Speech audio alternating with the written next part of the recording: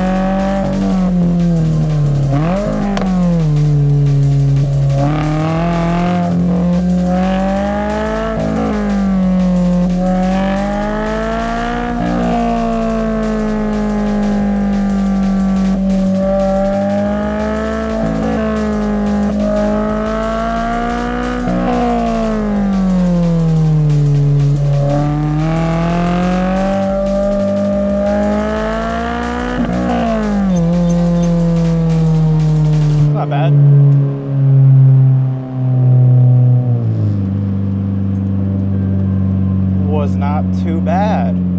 It is really wet, man. I'm not sure how I'm feeling about the uphill. If I want to run the uphill or not. Oh man. We got new shocks on it too. We got Koni Yellows on it since the last time I drove it. Brand new. So I mean, like, it feels totally different, man. Tires are a bit warmer. 33, 31 in the front, that's good. Let's see if we can get a little bit better of a time here. A little bit warmed up now. Still, that water in the middle, man.